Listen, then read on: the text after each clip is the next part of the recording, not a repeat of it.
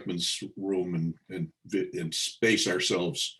Yeah, I had suggested that to the selectmen, but I'm the only one that wanted to be in person. They figured we'd spend all of our time wiping down the furniture with Okay. bleach and things. Yeah, yeah.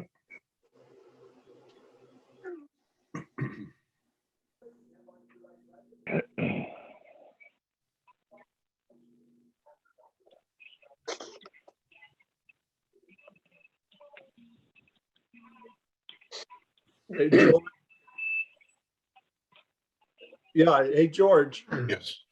I think the bigger issue for the selectmen is we're looking at the public hearings on the budget. Oh, yeah, yeah. You know, right now we've targeted May 14th for a hearing on both, but how we're going to get public involvement, we still haven't really figured out yet. Maybe we'll be all set free here by the time that comes around. That's a possibility, of course. Yeah, I hope.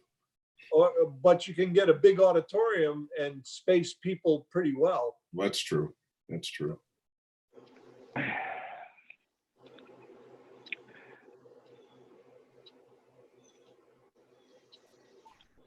Well, he's closed the schools till May 20th, so Gilbert would be available.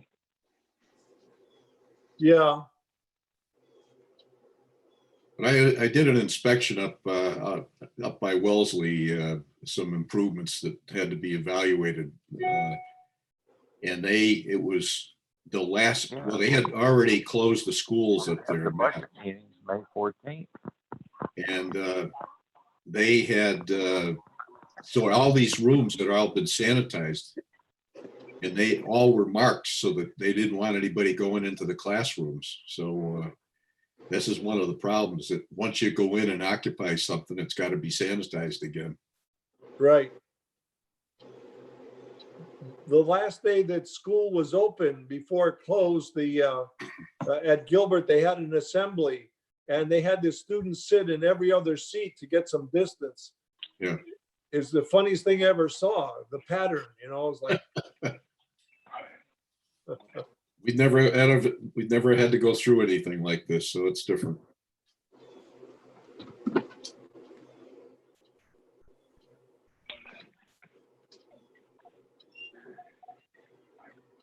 I can't find a number for Jerry.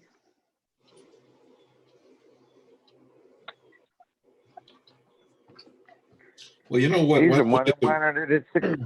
why don't we get the meeting underway, and as they join, we'll, so we don't hold everybody up, if that's okay with everyone. Yep. It's okay with me. Yeah.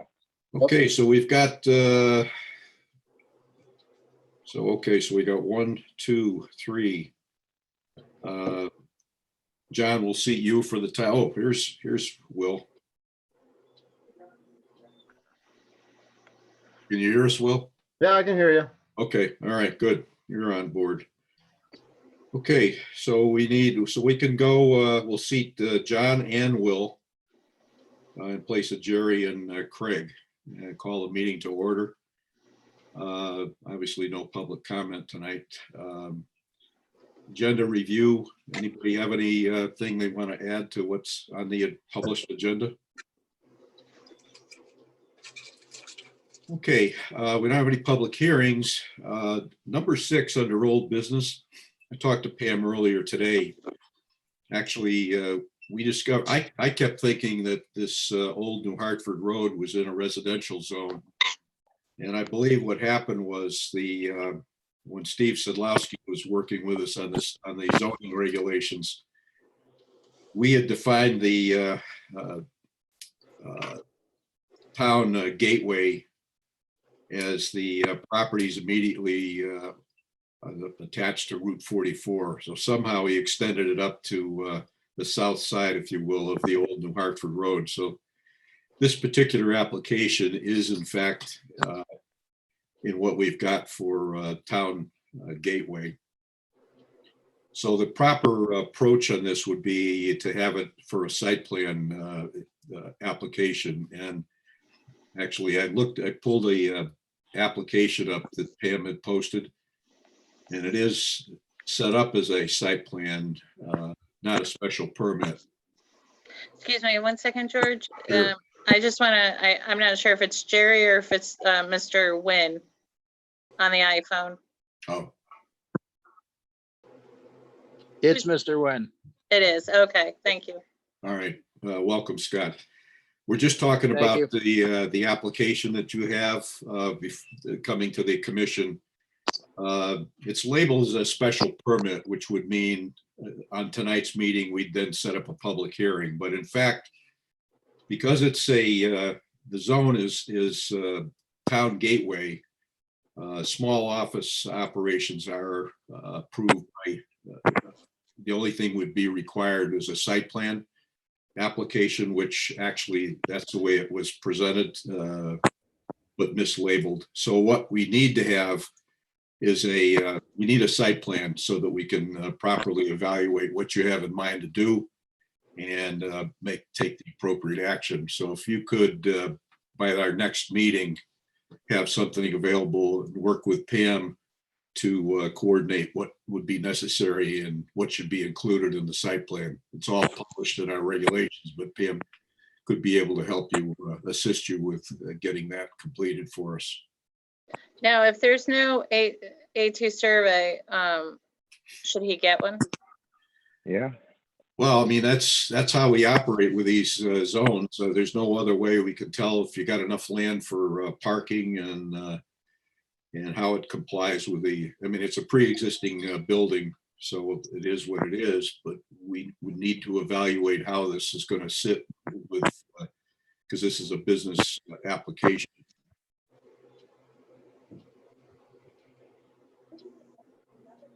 I don't know, Scott, did you want to, do you have anything you want to present or?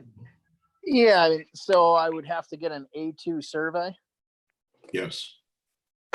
I mean, I've been, my father purchased the building in 2003, I believe. Mhm. And it was taken over by the town. It was actually an abandoned house and the shop that's still there, the two-car garage. Yeah. The town did a controlled burn for us. Yeah. On the house. And what had happened was, you know, my father told him, I'm going to be purchasing this for my son to store his equipment in it and such. Yeah. And the town did say that it was okay to do that and we'll burn the house down for you. So it wasn't until a couple of weeks ago when I came in, I was, you know, I had sided the building. I just wanted to make it a little more presentable. That at that point, when I went in to pull the permit with Pam, she said, "Oh, this is vacant residential. This isn't even a commercial building." And I had just always assumed it was commercial. So I guess I'm just doing the right thing here by saying, can we make it commercial so I can continue doing what I've been doing, Mhm. which is, you know, running my business out of there. Mhm. And as far as an A2 survey, you know, if I can avoid spending the money and go off the site plan that's already at the town hall, that would be. Well, if there is one, Scott, if you've got a site plan at the town hall, then you'd have to run it by Pam to make sure that, you know, it's got the information that we need to have in order for us to make a decision with regards to, the site plan is pretty clearly defined in our, the site plan requirements are very clearly defined in our regulations. So as Okay. long as everything complies with what's in that checklist, you know, we naturally have to approve it, which is the way regulations call. So if you can check whatever you have and check the records, and if you've got something, run it by Pam so she could scrutinize it. And if she's Got got any questions with it, we could review it with you at our next scheduled meeting. Okay. I appreciate you making the application. And in fact, we thought that property was in a residential zone. That was the intention when we did our regulation change. But our then town planner somehow modified the boundary line, and it includes it's in a town gateway zone, which means you're permitted use in there. It's not like a home occupation. It would otherwise be, again, a special permit. And that, I think that's where, how the thing got labeled based on that. But if you can do that, I'd appreciate it, and then would be able to Correct. move forward. Mhm. Yeah, what else? Yeah, because in 2003, it was also brought to our attention that it was in the gateway, and our plans were to side it, put a sign on it and such. And like I said, I've been using it for the past 17 years as, storage for my equipment and such. So, okay. I right. will I'll look on, hopefully what we have on town record is enough to move forward. Okay, I appreciate it. Thank you. All right. Thank you. Okay, take care. Okay, under new business, we don't have anything. We've got two sets of minutes, March 9th, the regular meeting, and of course, the April 8th was a special meeting, but it was really a test to run through this Zoom situation. So if we could have a motion on the March 9th. I can make a motion to approve the minutes of March 9th. And you got a second, do we? I'll second it. Okay, Will's, he's seconding it. Any comments, additions, deletions, corrections? Okay, all in favor, put your hand up in front of your position, like Steve had suggested. Okay, very good. And Excuse me one second. Are you abstaining or? I don't believe I was there March Yeah. 9th. yeah, you were absent. You're abstaining. Right, abstaining.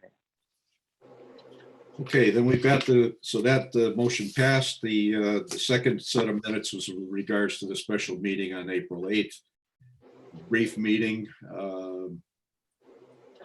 And at that meeting, I was there, Pete Marchand, Jerry Martinez, Art Melcher, and John and Will were all there. So if we could have a motion on that. I'll make the I'll motion. make a motion. Go ahead, I'll second it. Okay, make a motion to approve.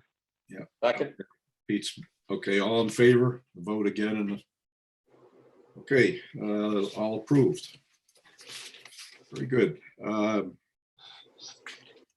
Number 9 was the communication part that this is the solar farm project on Platte Hill Road. Apparently it's being, with that notice that was sent out March 25th, it's going to the siting council. And so really what we needed to put it on tonight is if the commission would support the town taking a position at the siting council to be able to participate and observe.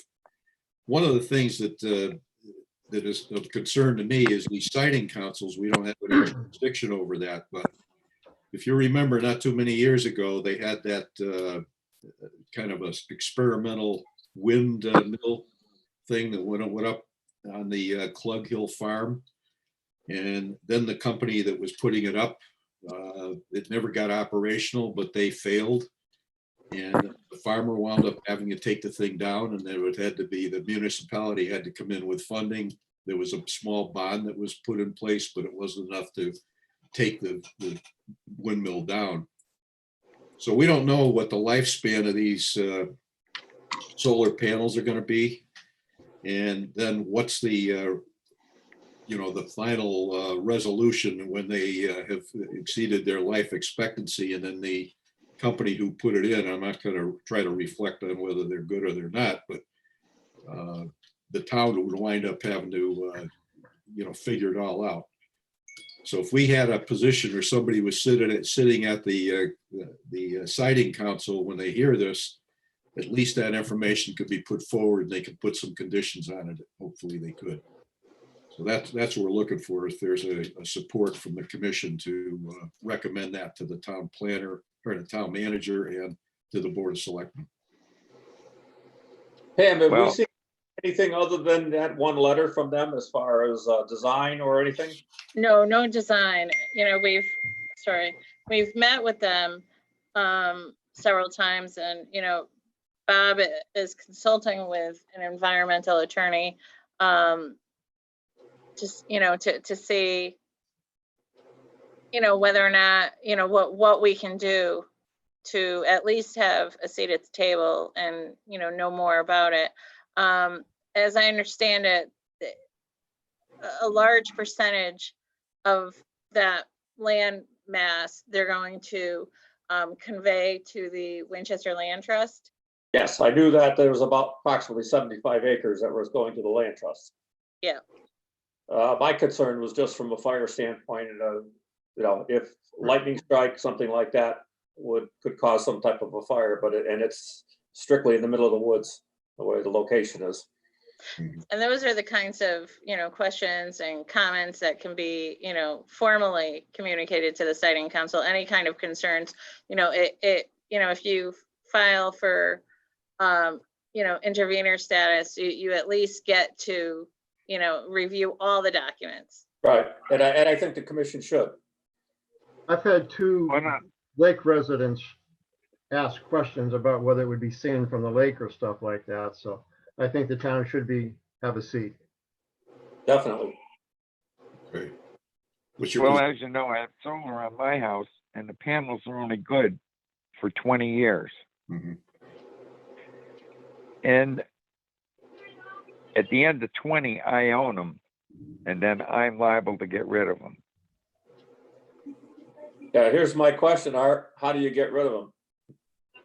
Well, that's a good question. I don't know.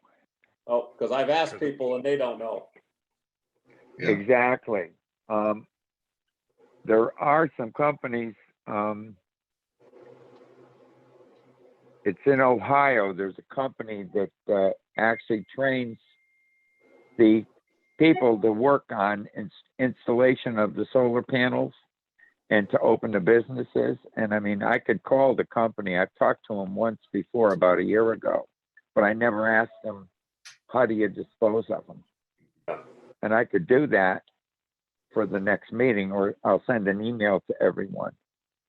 I think the important thing right now with, I don't know what their scheduling is going to be, but I think if we could file for at least an intervener status, so that at least we've got somebody representing the community that is knowledgeable about what what this can happen and some of the questions. And of course, we as a commission can submit our concerns to whoever's going to be our representative. But the key tonight, I think, is when we make that recommendation, and ultimately it'd be the selectman and the town manager that would have to agree and then step forward, because it's going to cost some money to have somebody participate unless it's one of the town officials. Do you want a motion to that effect, George? I would like to see a motion on that. Yes, Excuse me, please. before you do that, George, you noticed that Jerry came into the meeting at 6:54. Are you gonna? I'm not sure with seating. Is John still seated? And I've been voting. Yeah. So let's leave it where it is right now. okay, All right, I'll make a motion that the Planning and Zoning Commission request intervener status in the Platte Hill Solar Project. I'll second. Second. that. Yeah. Okay, any other comments? Jerry, you just joined in, but it's a motion, but we can talk as a commission. It's not a public hearing or anything. So. Well, one of my concerns is, I think if I remember correctly, it was greater than a 1 megawatt facility. Mhm.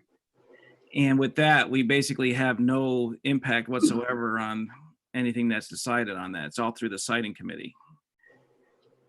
So, I mean, we can do what we want, but ultimately we're going to lose and have no real standing in the matter. Well, the whole thing is to be able to contribute some information. Obviously, from a zoning standpoint, we don't have any jurisdiction, but if we have concerns about the lifespan of these panels and who's going to be responsible, and does there have to be a bond established to be able to Dispose of them. to get rid of these things later on. I mean, we shouldn't have the community be sitting here as taxpayers having to foot the bill when the developer actually gets the money up front from the feds or the state or both. And so that's, I think, to participate as an intervener, it would just give us the opportunity of at least making comments and getting a copy of all the documents that go forward with the presentation of what they're planning, and the town will be knowledgeable about the whole operation. Yeah, my concern would be the metals that are involved. You have cadmium, you have a number of different toxic chemicals and materials that go into these solar panels. Mhm. And even while they're still standing, before you even take them down, the rainwater will leach into that, it'll leach out of the panels themselves, go into the groundwater, into the surrounding area. I don't remember, but I think there's gonna be some tree clearing that goes along with this. So there's a potential with erosion and different soil issues. So there's a lot that goes on with this, probably 20 years out that Sure. we're looking at.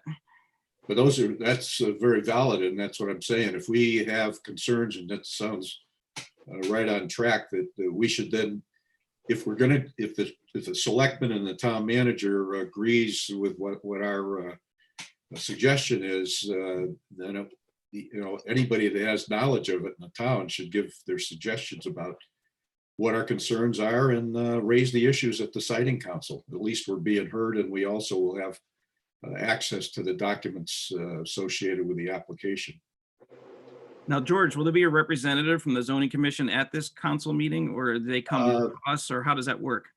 Well, that's I'm not sure how it would work, whether we've got somebody that the town would hire with regards to some knowledge of this whole issue and disposal and so forth. And then maybe we could give them the information rather than, or maybe one of us could go if there was an interest. I don't know. I don't know how it would work. Because I know Candlewood Lake, they had this happen out there, and it was a huge, a huge undertaking for them. Mhm.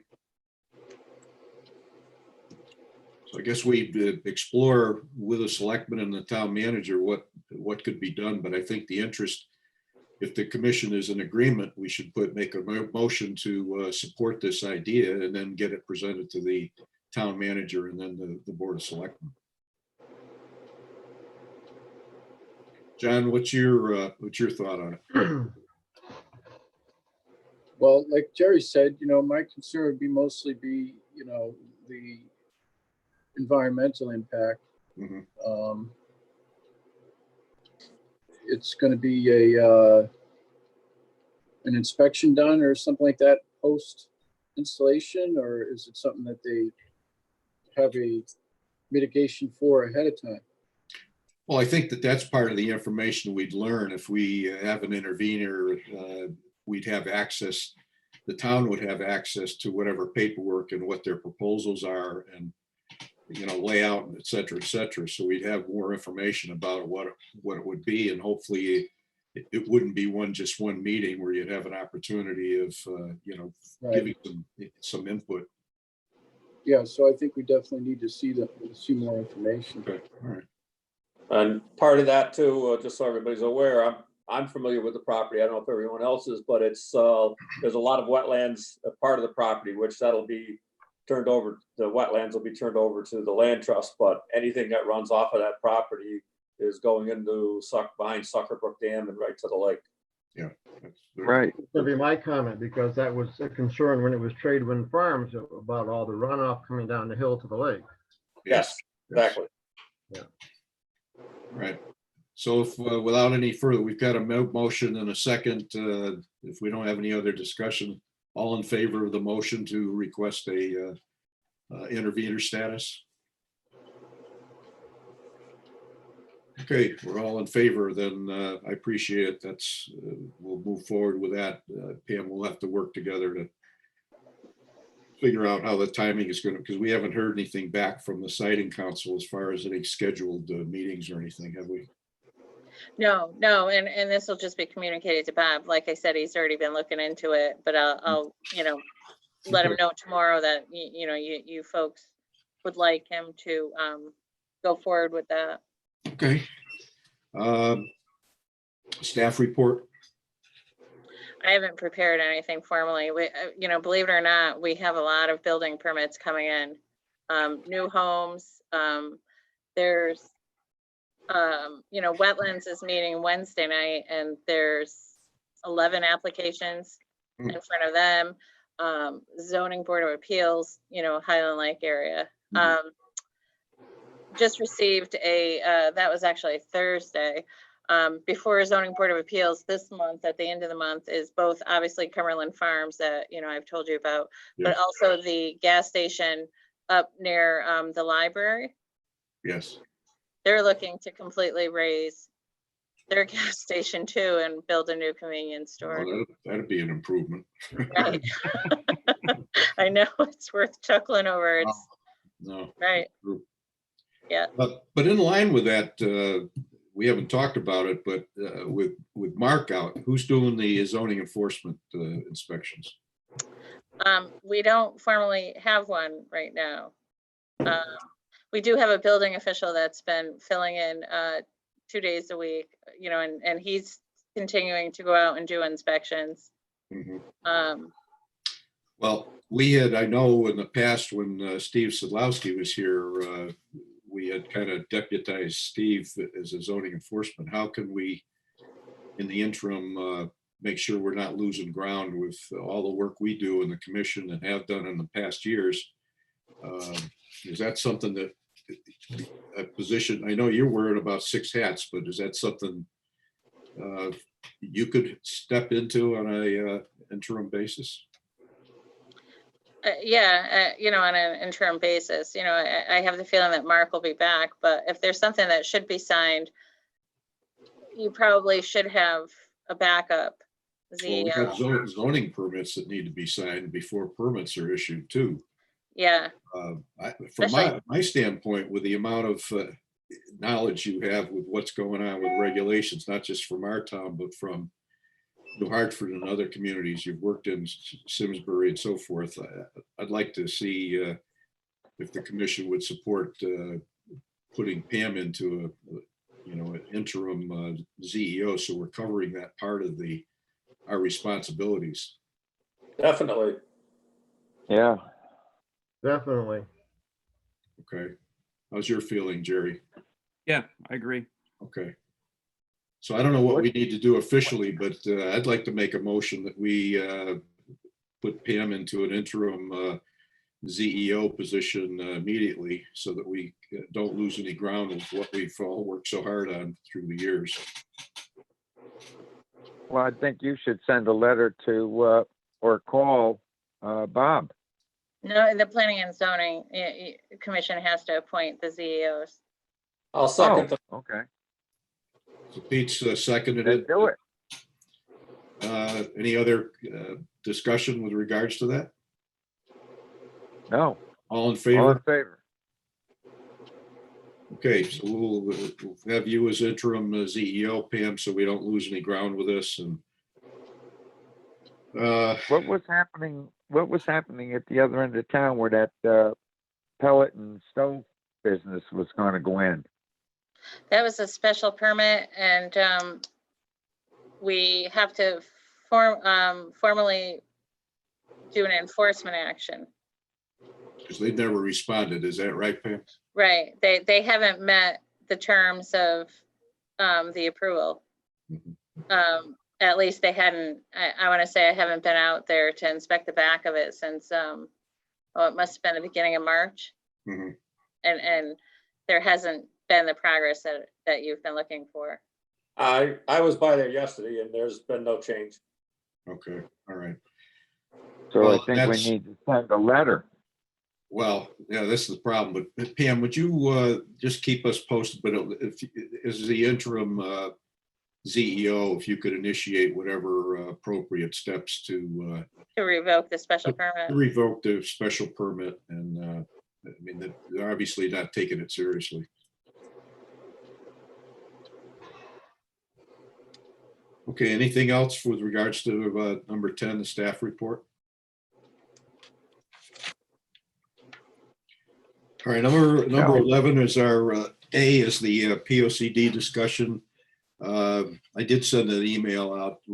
We had a number of members that had agreed to take certain sections of the existing POCD, and rather than go through it now, I think it would be beneficial if the members could put something in writing, myself included, and so we could post it so we have a chance to review it and then when we come into one of our next meetings and we have it on the agenda and we can meet, I think, so we can get this thing to continue to move. Okay. Short-term rentals, I know Jerry had asked to put this on, and then, you know, with what's going on with this Zoom thing, it's a kind of a hot button in a lot of communities, and we know what we saw with regards to our discussions. So we need to continue this on the agenda, but hopefully at our next meeting that we have, you know, in person at the town hall, we can post it, and anybody else from the public who's interested, whether or not we have a public hearing with regards to it, but at least they could participate, listen, as far as listening to what we have to say and be aware that we're not trying to do something behind closed doors. That's all right with everyone.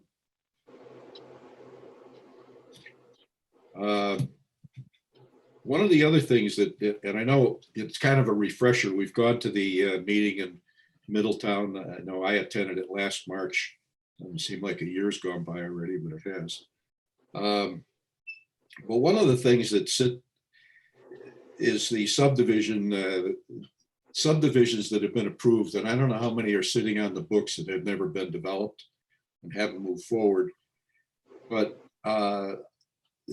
when I went through and read the what's legally required, which is I think a 2004 issue, and it talks about a small subdivision, the improvements that have to be made have to be done within a 5-year period. And so we don't have any more current, well, I did look at that booklet that we got in Middletown at our meeting, and to me, it's a little conflicting.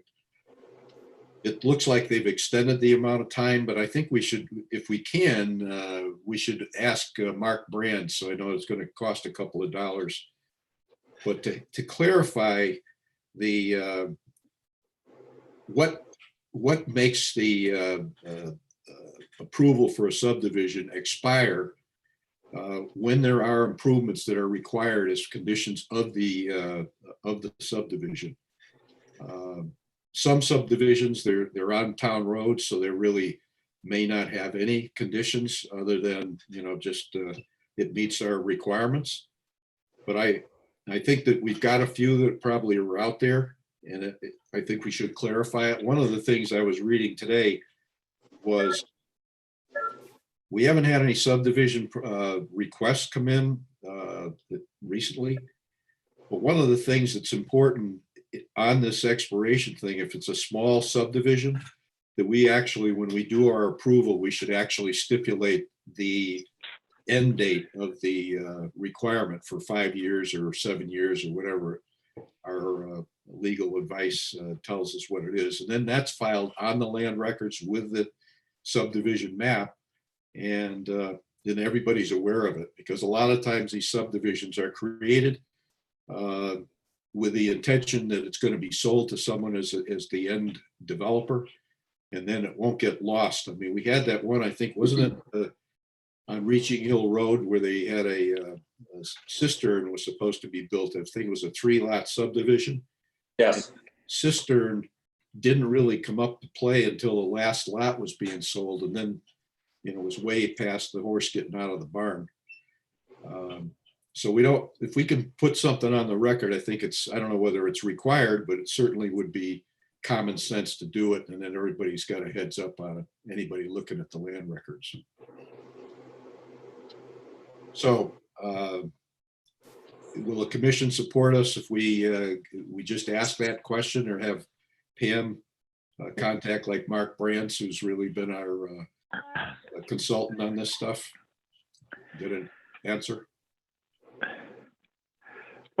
Well, yeah, I mean, Mark, when he taught the class and I took it down at Southern for CEO, he had said that any small subdivisions, that when they come before you, if you're going to put stipulations, that they should be put and filed in the records. I agree. On the approval, you know, like paved roads or fire hydrants or whatever. Yes. That should be all put on the record. Mm-hmm. And, you know, I agree. Yeah. I mean, things could have changed in 5 years. So, you know, I think we should go to Mark and see what he says. Just to get clarification, because it's rather than having to, guess later on or say, I wish we did this or wish we did that. I know Right. some of these subdivisions, I know Brian O'Neill had done one years ago, and then he had come back and requested it be terminated because he didn't want to be charged for the individual lots. And he had given up on the potential for developing it. So, but we've got, there could be drainage situations. There could be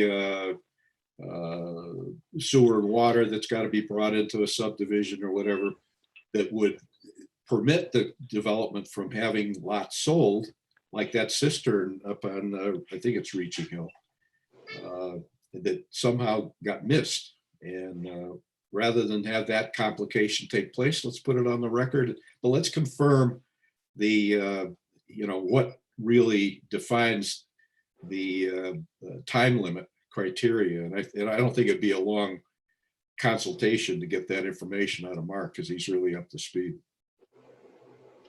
I agree. No, he's still teaching the classes as far as I know at Southern. Okay. So if that's all right, I don't know what we have in the budget, Pam, but if we could check that out, and it'd be helpful for us so we make sure we've got our details in order. Sure. Okay. I asked at the beginning, but Jerry wasn't here, the agenda review. Do you have any other issues that you'd want to bring up, Jerry? No, I'm good. Okay. All right. Well, hopefully we'll be back to meeting in person here shortly, but Pam was able to put this together. And again, I thank you, Pam, for coordinating this. This works out. If you're going to do it, if we have a public hearing, it's going to be very interesting, as Steve said, when for the budget. But all right, it's appropriate to need a motion for adjournment. I'll second it. Make a motion to adjourn. Okay. Jerry seconded. All in favor? Obviously, we're going to just visit for the rest of the evening. All right. Thank you very much, everybody. Appreciate it. Thank you. Okay. Good night. Good night. Thank you. See you. All right.